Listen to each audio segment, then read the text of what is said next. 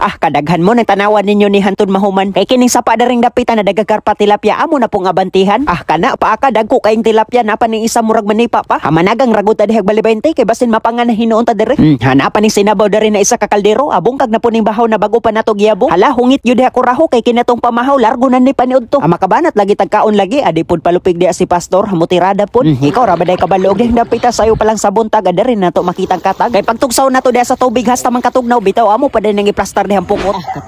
Katugnaw gani balik-balik oy hapagbantay ra pud diha basin pa akon og ukoy nang imong putotoy. Bitaw kini among gipamukutan dili lang sa paghinambog adagan jud kay sulod ni karpa tilapia. Among di gyud may mabalaka pangkilaw sabaw asol bad na.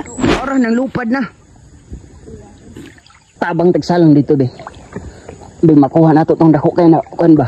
Ukoy. Bitaw ding dapita bago paganita ni salom nakakuha na dayon ta. Amo na ni timailhan na dagag sulod isda diri ang dapita kay kung musalom ta makakuha man gyud tag karpa o di ba tilapia. Kay dagan na magog nang dasmagdas sa pukot o na puy na milit. Ang imo lang blema diha pagbunlot kay kining tubig diri na pud bay pagkalalom. Tama-tama lagi nig salom dayon tunga di na tama tingala manglisngag yun atong ilong na murag palwa.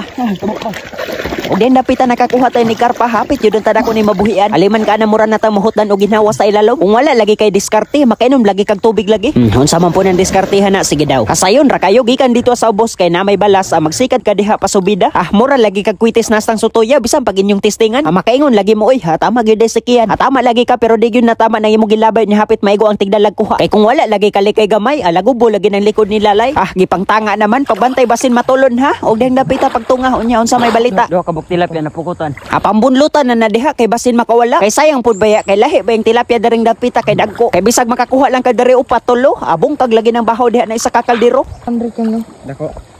Tilapia daw ka buok. Karpag tilapia. Amo na ni basta hapit na magabot ning duha ka pukot matagbo na ta diha sa karpa tilapia upang ibot. Ana pa gani uban naigo na lang nato matamakan kay mo pating lubong man ni sila labi naglapok. Ah, basta dehang napita malingaw lagi tag panguha lagi. Ay tilapia daw hakyang.